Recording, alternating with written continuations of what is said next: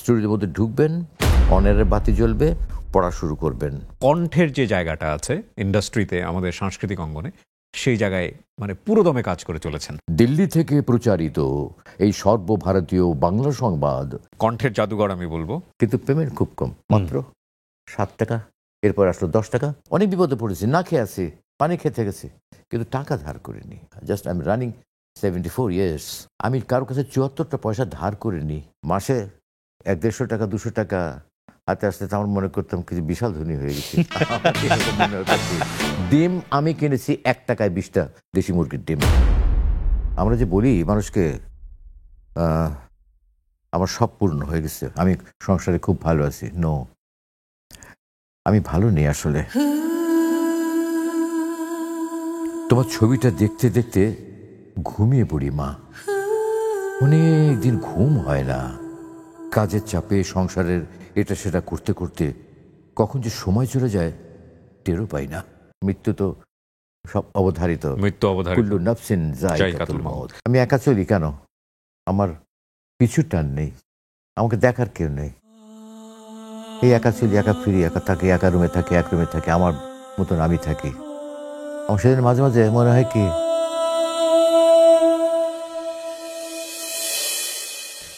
সালামু আলাইকুম প্রিয় দর্শক, আপনাদের সবাইকে আমন্ত্রণ জানাচ্ছি all time milk bread presents দার্জি কিবরিয়া শোতে।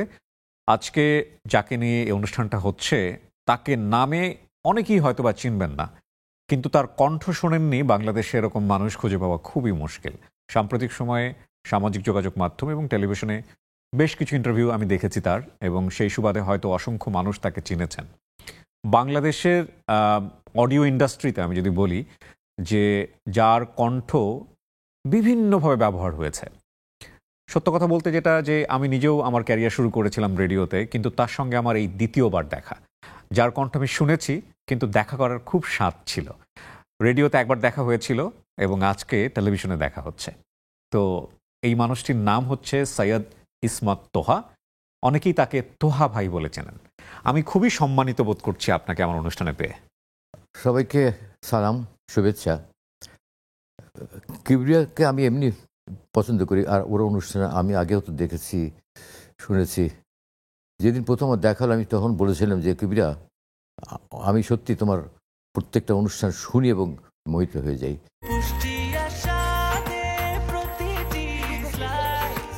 ব্রেকফাস্ট, টিফিন কিংবা স্ন্যাক টাইমে মজাদার আয়োজন মানে অল টাইম ব্রেড। শারীরিকভাবে আল্লাহ আপনাকে সুস্থ রেখেছেন এত কিছুর পরেও, এটা আল্লাহ তো অনেক সুস্থ বড়। রেখেছেন মানে কি, আমাকে যদি কখনো কেউ জিজ্ঞাসা করে তো আপনি কেমন আছেন, আমার ওই একটাই উত্তর, আমি তো সবসময় ভালো থাকি অথবা ভালো থাকার চেষ্টা করি। এ কথা বলার অর্থ হচ্ছে এইটা যে আল্লাহ তাআলা মানুষকে সুস্থ রেখে খুশি থাকেন, আবার অসুস্থ রেখেও খুশি থাকেন। কথা হচ্ছে যে উনি কিসে খুশি আছেন সেটাতে আমি আছি, এই কারণেই আমি সবসময় খুশি থাকি। আলহামদুলিল্লাহ, এটাই আমার আলহামদুলিল্লাহ। কথা। তো ভাই, কত বছরের ক্যারিয়ার হলো? 70-এর দশক থেকে শুরু আমার। আমি খুলনা বেতারে প্রথম উপস্থাপক ছিলাম ঘোষক হিসাবে। এরপরে ওখানে নিউজ রিডার ছিলাম, ড্রামা আর্টিস্ট ছিলাম, ড্রামা করেছি অনেকদিন ধরে। তো ওইখানে কাজ করেছি 70-71 থেকে শুরু করে 1985 পর্যন্ত। আচ্ছা। এরপর আমি ঢাকায় চলে আসি।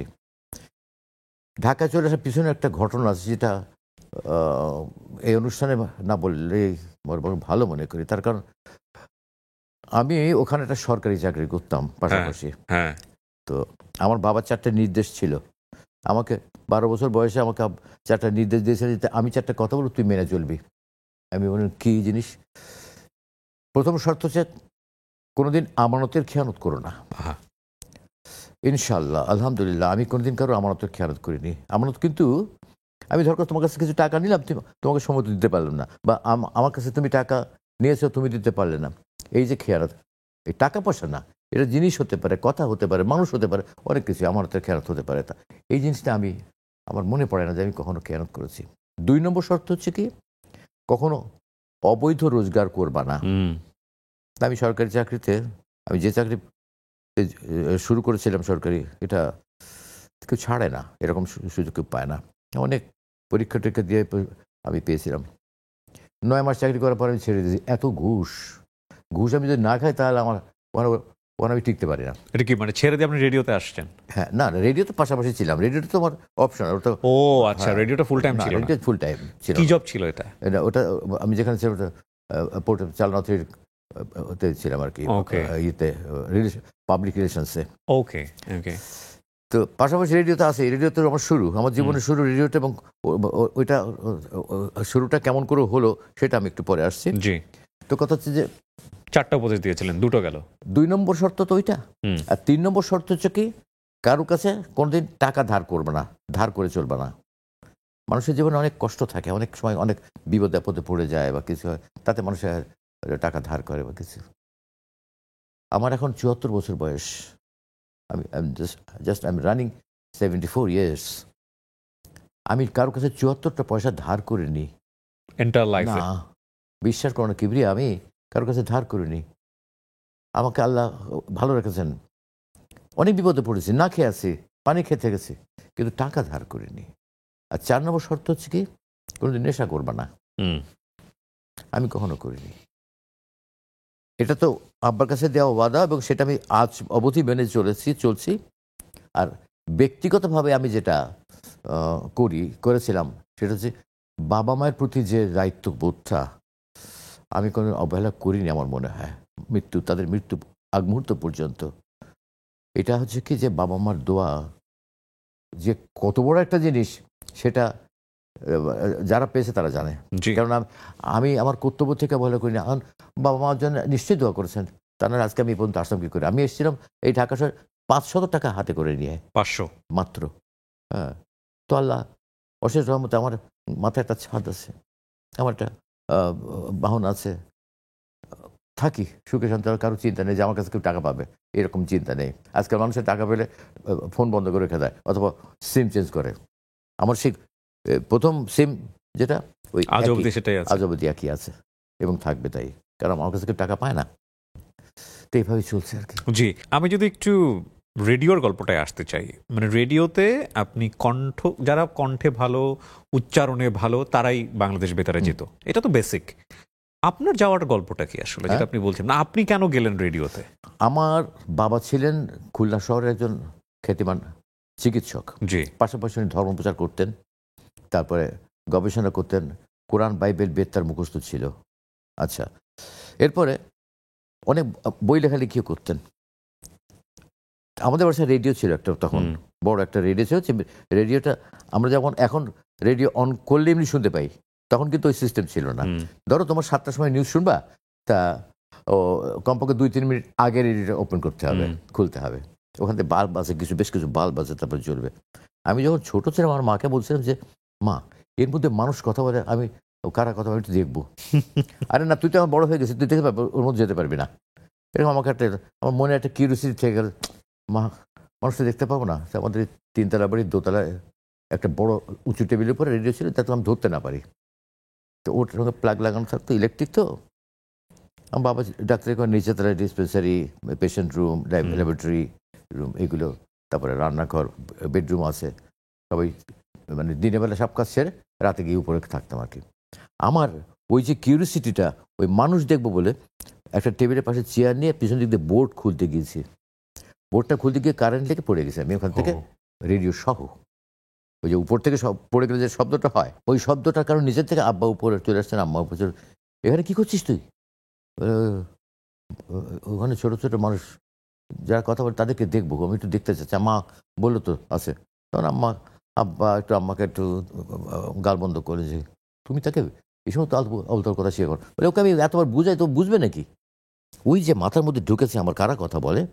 আমার তখন থেকে যখন আস্তে আস্তে বড় হয়েছি, পড়াশোনা শুরু করেছি, 5-6 যখন পড়ি, তখন ওই এটা পড়েছিল মার্কনির, ওটা পড়ার পরে তখন আমার এর মধ্যে আমি ঢুকবো, এর মধ্যে আমি কথা বলবো যেভাবে হোক। ওই তখন থেকে আমার অনুশীলন, আমার কিন্তু কোনো ওস্তাদ নেই। তখন থেকে আমার অনুশীলনটা শুরু হলো। বাসায় আবার পত্রিকা পড়তেন, পূর্বদেশ ছিল, আজাদ ছিল, আমার মা বেগম পড়তেন, বেগম পত্রিকা। তারপরে জাহানানা বলে একটা পত্রিকা ছিল, তারপর আরও কি, যাই হোক। তো ও পত্রিকার কাটিং, মানে পেপার কাটিং কেটে কেটে কেটে কেটে নিউজ কাটিং, আমি তখন নিউজ পড়তাম, নিজে নিজে প্র্যাকটিস করতেন। নিজে নিজে। আমার নিউজ পড়াটার অভ্যেসটা কেন তৈরি হলো বলি, আব্বা রেডিও শুনতেন সকালবেলা, কোরআন তেলাওয়াত, তার তর্জমা, কোরআনে হাকিম আমাদের জিন্দেগি একটা অনুষ্ঠান হতো, সেটাও শুনতেন। এর পরবর্তীতে ওটা হয়ে শেষ হয়ে গেলে তখন আকাশবাণীর খবর হতো। আকাশবাণী 7টার সময় সম্ভবত 7টায় খবর হতো। আকাশবাণীতে তখন খবর পড়তেন বিজন বোস, নীলিমা সান্যাল, দেবদুলাল বন্দ্যোপাধ্যায়, এনারা পড়তেন। আমার যেটা কেন মনে হলো, বিজন বোস এত সুন্দর মানে নিউজ পড়ে, আমি কেন পড়তে পারবো না? ওই তখন আমার মাথার মধ্যে ঢুকেছে, আমি বিজন বোসের মতো পড়বো। পেপার কাটিং কেটে কেটে আমি ওইভাবে পড়তাম। একও ঠিক।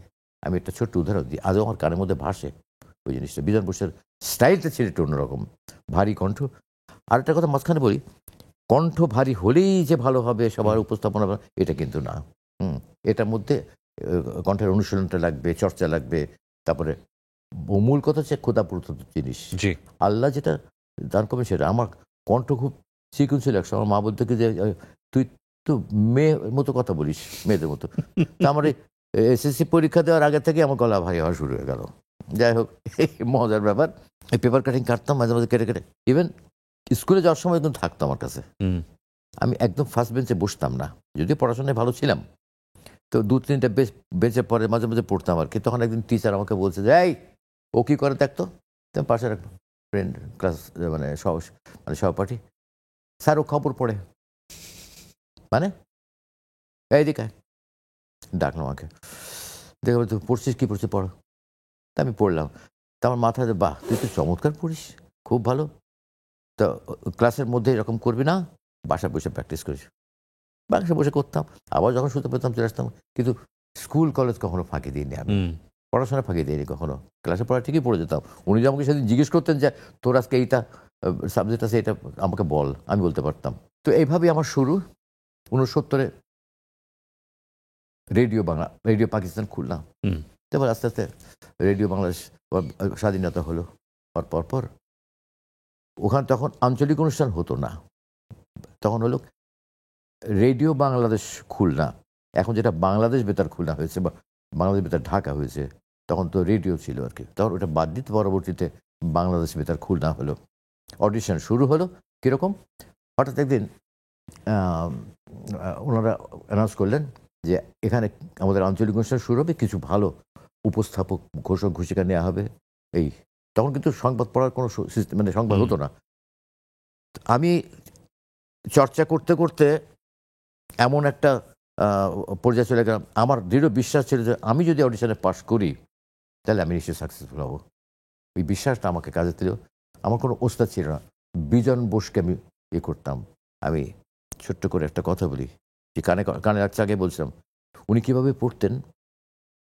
আকাশবাণী, খবর পড়ছি বিজন বোস, দিল্লি থেকে প্রচারিত এই সর্বভারতীয় বাংলা সংবাদ একযোগে কলকাতা ও শিলিগুড়ি কেন্দ্র থেকে রিলে করা হচ্ছে। আজকের বিশেষ বিশেষ খবর হলো, ঠিক এইভাবে শুরু হতো জিনিসটা। তখন খবর কম ছিল, ঘটনা কম ছিল, দেশের অবস্থা ভালো ছিল। তখন এই জন্যে তখন নিউজটাও অল্প সময়ের মধ্যে 10-15 মিনিটে শেষ হয়ে যেত। আর এখন লম্বা নিউজ, অনেক ঘটনা, পৃথিবী অন্যরকম হয়ে গেছে, পৃথিবী এগিয়ে গেছে অনেক। এখন তো লেন্দি সময়। আর যে আমরা কথা বলছি, আমাদের কথা তো হয়তো আমি যদি পুরোনো দিনের স্মৃতির কথা বলি, জীবনও শেষ করতে পারবো না। আমি ওই সেদিন একটা সাক্ষাৎকার দিলাম এক জায়গায়, 1 ঘন্টা 10 মিনিট। তার মধ্যে ওনারা আমাকে 4টা প্রশ্ন করেছেন। এই 4টা প্রশ্নের মধ্যে আমি 1 ঘন্টা 15 মিনিট কীভাবে চলে গেল আমি বুঝতে পারলাম না।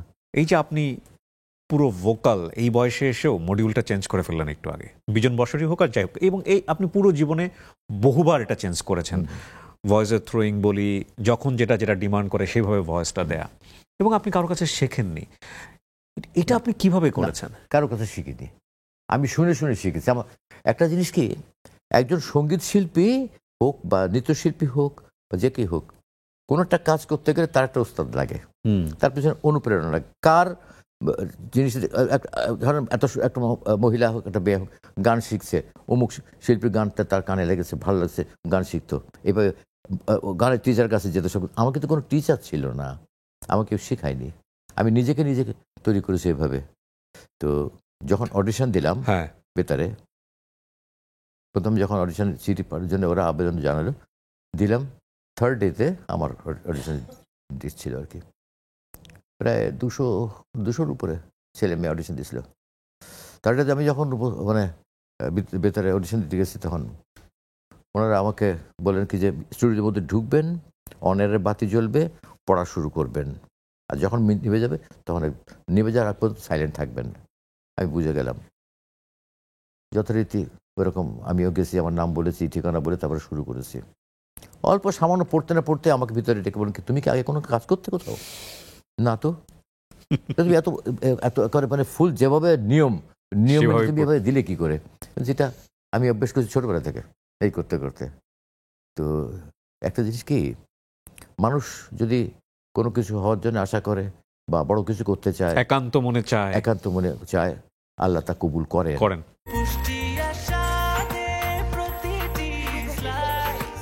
ব্রেকফাস্ট, টিফিন কিংবা স্ন্যাক টাইমে মজাদার আয়োজন মানে অল টাইম ব্রেড। কণ্ঠ নিয়ে কাজ করে এই মুহূর্ত পর্যন্ত যদি আমরা দিকপাল বলি, হাতে গোনা কয়েকজন আছেন, তার মধ্যে তিনি একজন অন্যতম। আমি বেশ কিছু ইন্টারভিউ দেখেছি আপনার রিসেন্টলি, আপনি যেখানে বলেছেন যে 1 থেকে 1.5 লক্ষ বিজ্ঞাপনে কণ্ঠ দিয়েছেন আপনি। তা তো হবেই, এবং এখনো আপনি এই কাজটা করে চলেছেন। এখনো করছি। বিশেষ আশীর্বাদ পুষ্ট আমি বলবো। আলহামদুলিল্লাহ, আমি তো আল্লাহর কাছে শুকরিয়া আদায় না করি। তো হবে আপনাকে আমি জেলাস করতাম, মানে আমি একজন সহজ কথা বলি, কারণ আমি যখন আমরা তখন কত বয়স, 22, 23, 24, 25 ওই সময় শুরু করেছি, এরকম। এবং ডেফিনেটলি আপনার আমার ডাবলেরও বেশি বয়স তখন, এবং সিনিয়র। তো যেখানে আমরা যেতাম, লাইক রেডিওতে কাজ করছি, নতুন নতুন ছেলেপেলে আসছে, সো বিজ্ঞাপন যারা বানায় তারা তো আমাদেরকেই যাবে, যেতাম ভয়েস টয়েস দিয়ে আসতাম, খাম আমাদেরকে ঠিকই দিয়ে দিত, তো আমরা খুব খুশি হয়ে যেতাম, মাত্র 20 মিনিটের কাজ, এত ভালো পেমেন্ট। অপেক্ষায় থাকতাম কবে এই বিজ্ঞাপনটা রেডিওতে আসবে। আসতো ঠিকই, কিন্তু ওখানে আমার ভোকাল থাকতো না, ওখানে থাকতো তোহা ভাইয়ের ভোকাল। এবং এটা খুব দুঃখ লাগতো। পরে এক পর্যায়ে ভাবলাম যে না, আসলে ইন্ডাস্ট্রিতে টিকে থাকা বোধহয় যাবে না, এবং পারিও নাই খুব বেশি দিন আসলে। তো ভাই, আপনি এই ইন্ডাস্ট্রির দিকপাল, আপনার ধারে কাছেও কেউ নাই এই বিজ্ঞাপনের জায়গাটা যদি আমি বলি। আমি একটা কথা বলি, এই যে কথাগুলো বলো না, এত প্রশংসা করো, এই আল্লাহ, প্রশংসা তো আল্লাহই করান, কিন্তু আমি এত উঁচুতে যাওয়ার আমার যোগ্যতা আমার নাই। আর যতটুকু পেরেছি আমি নিজের চেষ্টা করেছি। মানুষ আমাকে অনেক দিয়েছে, আল্লাহ আমাকে অনেক সম্মান দিয়েছেন, সবাই আমাকে সম্মান দেয়, আমি প্রত্যেকের কাছে কৃতজ্ঞ। আমি সবার কাছে কৃতজ্ঞ। আমি চাই যে সবাই ভালো থাকুন, সবাই সুস্থ থাকুন, আমার জন্য দোয়া করবেন, এটাই চাই। প্রথম বিজ্ঞাপনের সম্মানই কত ছিল মনে আছে? প্রথম থেকে সম্মানী ওটা ছিল, আমি যখন বিজ্ঞাপনের কন্টেন্ট দেওয়া শুরু করলাম, আগে থেকে তো 70 দশকের থেকে করি, কিন্তু তখন অতটা ছিল, বাইরেটা এত হতো না, খুলনা ভেতরে তার বিজ্ঞাপন হতো না, ওইগুলো করা হতো হয়তো লোকাল কোনো ইয়েতে চালাবে সেই জন্য। তখন তো টিভিও আমরা দেখতাম না এরকমভাবে, ব্ল্যাক অ্যান্ড হোয়াইট। ঢাকা আসার পরে বিজ্ঞাপন ঢুকলাম কীভাবে, আমি এটা একটা আশ্চর্য ব্যাপার। কিন্তু ঢাকাতে আমি আসার পর চিন্তা করলাম যে আমি এখন বেতারে কাজ করছি, উত্তরণ রেডিও ম্যাগাজিন। খুলনা থেকে আসার পরে ঢাকা বেতারে উত্তরণ রেডিও ম্যাগাজিনের মুখ্য উপস্থাপক ছিলাম আমি প্রায় সেই 85 থেকে 2012 পর্যন্ত। জি। কিন্তু পাশাপাশি আমি টেলিভিশনে কাজ করেছি। ঢোকার ব্যাপারটা কি এখানে, আমি যখন 21 শুরু হলো, 21 টিভি, একদিন আমি 21 টিভির অফিসে গেলাম, গিয়ে বললাম কি যে আমি তো অনেকদিন ধরে বেতারের সঙ্গে যত কাজ করি, তা আমাকে একটুখানি যদি সুযোগ দেওয়া হতো। ওখানে ছিলেন উপদেষ্টা হিসেবেই সম্ভবত ছিলেন নওয়াজেশ আলী খান। জি। তো উনি বললেন কি যে আমি তো আপনার একজন ফ্যান, আপনি উত্তরণের কণ্ঠ দেন না? জি স্যার। তা উনি আমাকে রেফার করলেন রাশিদা খান বানু, তখন ছিলেন ওখানে। আচ্ছা, ওই সংবাদ উপস্থাপক কি রাশিদা খান? হ্যাঁ, উনি ছিলেন, ওনার দায়িত্বে ছিল সব। তখন আমার সঙ্গে আসাদ ভাই, মানে রাশিদ ইসলাম আসাদ সাহেব, আজিজ ভাই, তারপরে ইকবাল, ভালো ভালো, মনসুর সাহেব, এনারা আমার আমি কীভাবে ঢুকলাম, ওই রাশিদা খান বানু আপার কাছে যাওয়ার পর উনি বললেন কি যে আপনি এটা পড়েন তো, এটা করেন তো। তবে করার পর আমি দেখি যে আমাকে বলুন যে চমৎকার ব্যাপার তো, বাহ সুন্দর তো, তাহলে আপনি বাড়িতে ডাবিং করতে পারবেন? আমি হ্যাঁ। তারপরে তখন একটা ইউটিভিতে একটা অনুষ্ঠান হতো, Toyota world of wild life, এটার ডাবিংয়ের সময়। তারপরে এছাড়া আরও অনেকগুলো ইরানি ছবিগুলো ডাবিং হতো, ওগুলো ডাবিং করতাম। তো যাদের সঙ্গে কন্ট্রোল দিয়েছি তাদের মধ্যে অনেকেই বেঁচে নেই, আল্লাহ আমাকে এখনও হায়াত দিয়েছেন, এখনও সুযোগ পেলে করি। ওই সময় ইটিভিতে দায়িত্বে মূল ছিলেন হচ্ছে সাইমন ড্রিং। ওনার পরিকল্পনা, ওনার নির্দেশে সবকিছু হলো যে ৭১-এর এই দিনে বলে একটা অনুষ্ঠান হবে, যেখানে ওই ৯ মাস ৯.৫ মাসের যুদ্ধ হয়েছে তার প্রত্যেকটা পত্রিকা কাটিং কেটে কেটে ওখানে প্রতিদিন ওই কাটিংয়ের থেকে অন এয়ার হবে টিভিতে ২ মিনিট থেকে ৩ মিনিট প্রতিদিন একটা একটা এপিসোড। কে নেবে কে করবে কেউ করতে করতে তার সাথে এখন বলবে যে এই তো হবে কে দাও, হ্যাঁ অসাধারণ করবে কিন্তু। তো ওই সময় আমি ওই ৯.৫ মাস টানা ভয়েস আমার গিয়েছে তখন। হ্যাঁ, তখন ওটা প্রযোজনা করতো ফয়সাল মাহমুদ। আমি ওর কাছে কৃতজ্ঞ। ওই আমাকে যখন পিক করলো, ওইখান থেকে আমি সবাই আমাকে চেনা শুরু করলো। বাইরে অনেক বিজ্ঞাপনী সংস্থা, তারপর বিভিন্ন অফিস, এরা ওই ডকুমেন্টারি করার জন্য ওইটাই আমাকে ক্লিক করে গেল, ওই ভয়েসটাই ক্লিক করে গেল। ওই ভয়েসটার জন্য আজকে আমি এই পর্যন্ত তোহা।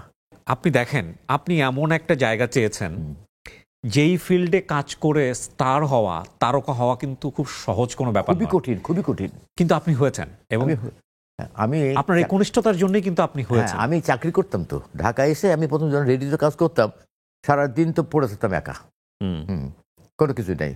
আমার প্রোগ্রাম ছিল আধা ঘন্টার একটা অনুষ্ঠান, ম্যাগাজিন অনুষ্ঠান উত্তরণ, ওইটা ৯টা থেকে ৯:৩০, সপ্তাহে ৫ দিন।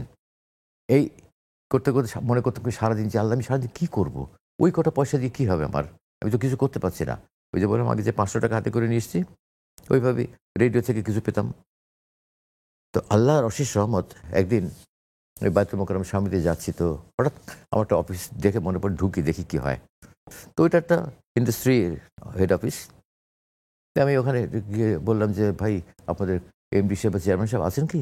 বলে হ্যাঁ আছেন, একটু দেখা করতে পারি। করতে গেছেন রেডিও থেকে। তা রেডিও কথা বলে মানুষ একটু নড়ে চড়ে বসে, বা টিভির কথা বললে একটু একটা চেয়ার দেয়।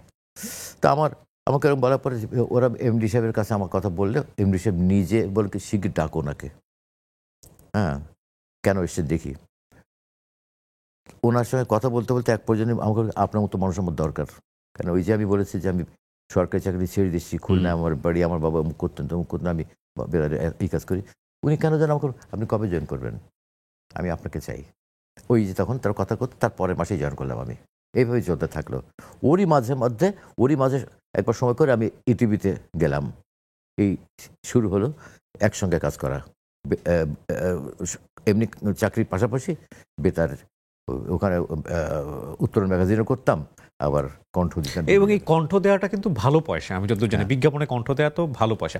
আপনি একদিনে মনে আছে মানে সর্বোচ্চ কটা বিজ্ঞাপনে ভোকাল দিয়েছেন? আমি আজকে করেছি ৫টা। আজকে 5টা করে আসছেন এখানে? করে এসেছি। আমি বলি বিজ্ঞাপন তো করেছি, পাশাপাশি ডকুমেন্টারি করেছি। 5টার মধ্যে ডকুমেন্টারি আছে 2টা। এই একটু আগে আমাকে ফোন করতে হবে, পেয়েছি আমি এটা। স্যাটিসফাইড। তো কথা হচ্ছে কি যে আমি শুরু করেছি বিজ্ঞাপনে, আমাকে টাকা দিতে প্রথমে ২,০০০ টাকা, ৩,০০০ টাকা, 5,০০০ টাকা, এই কথা বাড়তে বাড়তে এভাবে চললো আর কি। এখন কিন্তু অত টেলিভিশনের বিজ্ঞাপন কম হয়, কিন্তু আমার ডকুমেন্টারি চলতেই থাকে প্রতিদিন। আল্লাহর রহমতে 1-2 ডকুমেন্টারি থাকবেই। লিজেন্ডারি কিছু ওয়ার্ক আছে যেটা বাংলাদেশের সব মানুষ শুনেছে। আমি শুনলাম যে আজানের যে তর্জমাটা, ওটা করেছেন অনেকেই, হ্যাঁ অনেকেই করেছেন। তার মধ্যে আমি যেটা করেছি, হয়তো ওইটা বেশি প্রচার হয়েছে, এত বেশি প্রচার হয়েছে আমার কন্টেন্টটা, ওইটা মানুষের কানে এখনো পর্যন্ত ভাসে। আর এই কারণেই হয়তো মানুষের আমাকে ওই জন্য খুব বেশি। ওটা কি রেডিও প্লাস টেলিভিশন দু জায়গাতেই হয়েছে? হ্যাঁ। আচ্ছা। আমি তো এই তো একটা চিঠি আসছে আমার কাছে, চিঠি না মেসেজ এসেছে যে সোমবারে তো হবে আপনার কিন্তু রেকর্ডিং আছে বিটিভি থেকে। আচ্ছা। আমার প্রায় সব চ্যানেলেই কাজ করা আছে, তারপরে এশিয়া টিভিতেও কাজ করি, আর বাংলা ভিশনে তো আমি আছি। ওরা 30 পারা কোরআনের তর্জমা এইটা হচ্ছে আমার জীবনের সেরা কাজ। যখন ঢাকায় আসলাম তখন চিন্তা করলাম কি যে আমার এই কণ্ঠ দিয়ে যদি পুরো 30 পারা কোরআন একটা সিডি করতে পারতাম, তা আমার কাছে টাকা নেই, কী করে করবো, কেউ আমাকে হেল্প করবে, কেউ আমাকে স্পন্সর করবে, এরকম কোনো আমার কাছে ছিল না। আল্লাহর কাছে শুকরিয়া, আল্লাহর কাছে হাজার হাজার শুকরিয়া। ঠিক তার আমার নিয়ত করার 15-20 দিনের মধ্যেই কিন্তু আমি ওই সুযোগটা পেয়ে গেলাম। লন্ডন থেকে এক ভদ্রলোক আসলেন, আল কোরআন একাডেমির ডিজি, ওনার নাম হচ্ছে হাফেজ মুনির সাহেব। উনি আসলেন, উনি আমাকে বলেন কি যে আমার কোরআনের একটা তর্জমা সিডি করবো, আপনি করে দিতে পারবেন? হ্যাঁ। কত দিতে হবে? আমি টাকা দিয়ে কোরআন এই করার দরকার নেই আমার, আপনি কী দেবেন না দেবেন সেটা আপনার ব্যাপার, আমি করতে পারছি, এটাই সুযোগ পাচ্ছি, এটাই আমার কাছে সব। এবং আমার জীবনের সবচেয়ে সেরা কাজ যেটা, সেটা হচ্ছে পুরো 30 পারা কোরআনের তর্জমা আমরা 2 বার ক্যাসেটে করেছি। পেয়েছি, ক্যাসেটে এটা পেয়েছি। আমি অনেক দেশ ঘুরেছি। তা আমেরিকায় একরকম কোনো রেস্টুরেন্টে, তারপরে লন্ডনে, এইসব জায়গায় ওরা সকালবেলা কোরআন তেলাওয়াত শুনে, তর্জমা শুনে, তারপরে দোকান খোলে। আমি দেখছি যে আমি যেটা করেছি সেইটাই শোনে। তাই জন্য ওনাকে জিজ্ঞেস করলাম, আপনাকে রেগুলার এরকম শোনেন নাকি? তো হ্যাঁ, আমাদের বাসায় শোনে, আমার অফিসে শোনে, আমাদের দোকানে শোনে, সবাই শোনার পরে, সব দেখা পরে শোনার পরে তারপর আমরা দোকান খুলি। এই আমাদের শুরু। তো এটা এখন ট্রেনেও আমারটা দেয়, প্লেনেও শুনেছি আমি, অনেক জায়গায় আমার কোরআন তেলাওয়াতের এটা ওইটা খুব বহুল প্রচারিত একটা রেকর্ড। আল্লাহ চায় তো, মানে আল্লাহ যেদিন এত শুনতে পাবো, মরে গেলে কেউ জানি না, মৃত্যু তো সব অবধারিত, মৃত্যু অবধারিত, কুল্লু নাফসিন যায়কাতুল যায়কাতুল মাউত। মাউত।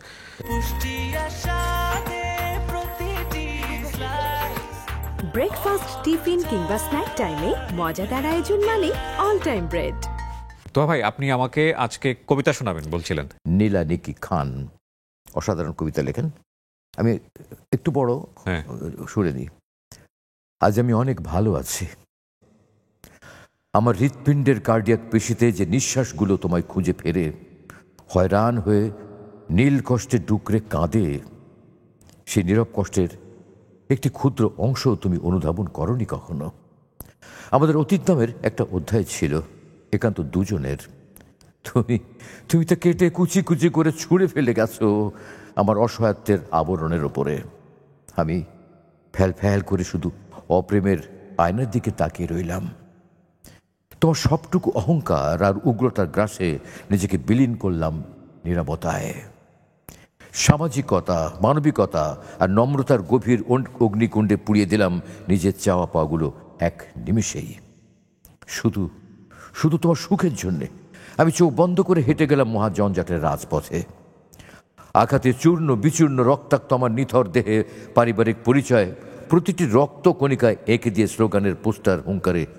আর কতকাল, আর কতদিন মিথ্যে ভালোবাসার গল্পে, কবিতায়, অনুকাব্যে, মহাকাব্যে আমি রঞ্জিত হব বারবার, আর ভাসব তোমার সুরক্ষিত চোখের মায়াজালে।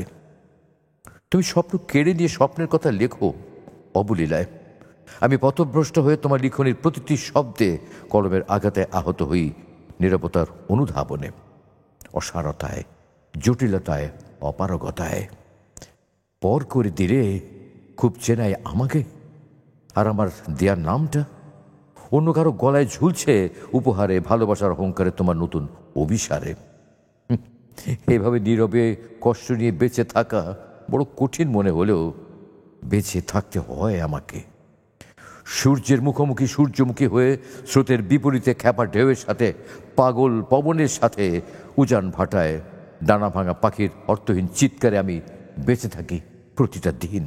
তোহা ভাই, আপনার যদি অনুমতি দেন আর কি, মানে আপনি যখন আমার সঙ্গে প্রথম দেখা হলো সেটা তখন বলছিলেন যে আপনার বেশ কয়েকবার স্ট্রোক হয়ে গেছে, এবং ডাক্তার আপনাকে বলেছে যে হেলথের যে কন্ডিশন, আমরা তো ভবিষ্যৎ মানে বক্তা নই, ভবিষ্যৎ কেবল সৃষ্টিকর্তাই জানেন, তো তাতে আপনার একা একা ঘোরাফেরাটা একেবারেই উচিত না, এরকম একটা কথা বলেছেন ডাক্তার। তো আমার প্রশ্নটা হচ্ছে যে আপনি একা এসছেন, কাজ করে যাচ্ছেন, এই যে জীবনী শক্তি, এটা পান কোথায় আসলে এত জীবনী শক্তি?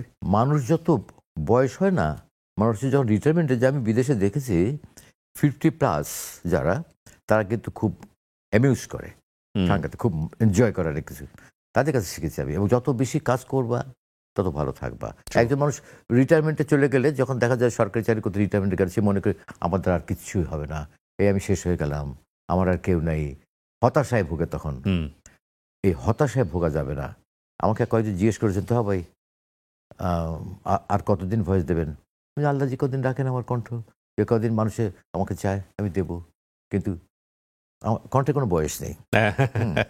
এটা বয়সের সাধারণ ম্যাচিউর হয়, আরো কণ্ঠে কিন্তু কোনো বয়স নেই। এখন আমি জানি না, এখন আপনাদের সঙ্গে কথা বলছি, সবার সঙ্গে কথা বলছি সব, কিন্তু জানি না আপনারা কেমন, কোন দৃষ্টিতে নেবেন। কিন্তু আমি চেষ্টা করি আরও কিছু শেখার। আমার কিন্তু শেখা শেষ হয়নি। মনে হয় কি যেন কেউ আমাকে শিল্পী বললে আমার খুব রাগ হয়। মনে হয় কি যে শিল্পী হওয়া কিন্তু অত সোজা না, কঠিন বিষয়, খুব কঠিন জিনিস। আমার খুব রাগ লাগে। তবে বিখ্যাত, হ্যাঁ, আমি ভাই প্লিজ কথা বলো না তো। আমি নিজে কিন্তু একজন মানে খুব নীরবে থাকা মানুষ, এক নীরবে নিবৃত্তি থাকি, প্রচার বিমুখ একটা মানুষ। আমি কোনো সময় আমাকে হয়তো কণ্ঠে অনেকে চেনেন, কিন্তু আমি যে সেই ব্যক্তি এটা অনেকে দেখেন। এটা তো খুব সম্প্রতি এসে দুই একটা ইন্টারভিউ হলো বলে দেখছি মানে ইউটিউবে আমার কিছু রিল যায়, ইসলামিক কিছু তথ্য আমি দেই, এটা খুব মানুষের মানে অন্তরটাকে বিগলিত করে। তো এইভাবে পরিচিত হয়ে গেছে মানুষের সামনে অনেক বেশি। আমি বাইরে বেরোলে স্যার আপনাকে চিনি, আপনি একজন ফলোয়ার। কালকে আমি ডাক্তারখানে গেছিলাম একটু, ওখানে যত লোকজন বসে আছে পেশেন্টরা সব উঠে দাঁড়ায় আমার সঙ্গে কোলে করে আমার সঙ্গে সেলফি তুলবে। ভাই আমাকে মাফ করুন, মানুষের ভালোবাসা, এমনকি ডাক্তার সাহেব পর্যন্ত আমি আপনার ফলোয়ার। না নিঃসন্দেহে। এবং ভোকালের চর্চার জন্য কি কিছু করার প্রয়োজন আছে? আমরা যে স্বর ঠিক রাখার জন্য অনেকে এক্সারসাইজ করে, আপনার জীবনে কি খুব প্রয়োজন হয়েছে এটার? আমার প্রয়োজন হয়নি, তবে চর্চা করেছি। চর্চা করতে হবে, ও এটা প্র্যাকটিস না করলে কিন্তু হবে না। যেটা আমার প্রশ্ন ছিল যে উচ্চারণের জায়গাটা, বাংলা উচ্চারণের ক্ষেত্রে আপনার কি হয়েছে? কারো কাছ থেকে পরামর্শ নেওয়া হয়েছে বাংলা শব্দের উচ্চারণের ক্ষেত্রে? পরামর্শ তো নিতে হবে, হ্যাঁ, শিখতে গেলে পরামর্শ দিতে হবে। আর সবচেয়ে প্র্যাকটিক্যাল যারা করে, আমরা ভয় দিচ্ছি, যারা স্ট্যাবলিশ হয়ে গেছে তাদেরটা শুনতে হবে, শুধু আমারটা না। বহির্বিশ্বে যারা করেন কানটা খুব গুরুত্বপূর্ণ। হ্যাঁ, ওগুলো শুনতে হবে। হ্যাঁ। আমি যেমন রাতে যখন অবসর থাকি তখন আমি বিভিন্ন চ্যানেলের সংবাদটা শুনি, ডকুমেন্টারি দেখি, কারটা কীরকমভাবে করছে, এগুলো কিন্তু আমি এখনও দেখি। আমি কিন্তু শেখার চেষ্টা করি এখনও। আমি সব কিছুর পণ্ডিত তা না, তবু আমি বলি যে যত শিখতে পারবেন, যত দেখবেন, প্র্যাকটিস করবেন। আর সবচেয়ে এটা সাহায্য করবে কবিতা আবৃত্তি। কবিতা আবৃত্তি কিন্তু কণ্ঠের জন্য খুবই দরকার এবং উচ্চারণের জন্য দরকার। এজন্য কবিতা পড়তে হয়, পড়তে হবে বেশি করে। যারা আবৃত্তি করেন তাদের কিন্তু কণ্ঠশীলন হয়ে যায় তাতেই। একদম প্রথম দিককার কাজগুলো যখন এখন শোনেন কেমন লাগে? আকাশ পাতাল তফাৎ, আকাশ পাতাল তফাৎ। আমি বলি বেতারে যখন কেউ, এখন তো কত শর্ট হয়ে গেছে, তুমি চিন্তা করো যে কম্পিউটারে সবকিছু হচ্ছে। গান, তুমি একটা গান গাওয়ার সময় তুমি হয়তো মুখটা গেলে আজকে আমার ভালো লাগছে না, পরে, কিন্তু আগে কিন্তু তা ছিল না। আগে স্টুডিওর মধ্যে সমস্ত যন্ত্রীরা থাকতেন, শিল্পী থাকতেন, সামনে যে রেকর্ডিস্ট বসতো, মানে কি একটা কাঁচের ওপাশে একটা রুম, সেখানে বসতো, গান হয়তো রেকর্ডিং চলছে, অন এয়ার হয়তো লাইভ না, এটা আগে থেকে রেকর্ডিং করার জন্য গানের হয়তো কতবার যে কাট হতো বলার মতো না। একটু ভুল হতো, আবার সব ফেলে দিয়ে নতুন করে আবার গোড়ার থেকে এরকমই করতে হতো, অনেক কষ্ট হতো। লাইভ হতো। আমি যখন উপস্থাপনা ঘোষক ছিলাম, এর পাশাপাশি আমি যখন রেডিওতে ঢুকেছি তখন বেতার ভবন হয়নি, ব্রডকাস্টিং হাউস হয়নি। আমাদের বাসার থেকে প্রায় 5-6 মাইল দূরে গল্লামরির মতো জায়গায়, যেখানে এখন খুলনা বিশ্ববিদ্যালয়, ওইখানে আমাদের ট্রান্সমিটার ছিল। সকালবেলা নিয়ে যেত বা দুপুরে থাকলে দুপুরে ট্রান্সমিশনে নিয়ে যেত। পার ট্রান্সমিশনে মানে সকাল থেকে 6টা থেকে 10টা পর্যন্ত, আবার বিকেলের ট্রান্সমিশনটা ছিল বিকেল 4:30 থেকে রাত 10টা-11টা পর্যন্ত, ব্যাস। কিন্তু পেমেন্ট খুব কম, মাত্র 7 টাকা। এরপর আসলো 10 টাকা, তারপর আসতে বাড়তে বাড়তে এখন কত আমি জানি না ঠিক, হয়তো মানুষের ওরা দেয় হয়তো 400-500 টাকা হয়তো দেয়, কিন্তু অত্যন্ত স্বল্প রেমুনারেশন ছিল আমাদের, এবং সেটাই যথেষ্ট আমাদের জন্য। মাসে 100-150 টাকা 200 টাকা হাতে আসতে আমার মনে করতাম কিছু বিশাল ধনী হয়ে গেছে, এরকম মনে হতো আর কি। তখন আমি বলি আমার ব্যক্তিগত কথা, ডিম আমি কিনেছি 1 টাকায় 20টা দেশি মুরগির ডিম। 1 টাকায় 20টা ডিম? 1 টাকায় 20টা আমি কিনেছি। 16টা ডিম, আগে ছিল 16 আনা 1 টাকা। আর তারপরে দশমিক হওয়ার পরে 100 পয়সা 1 টাকা হলো।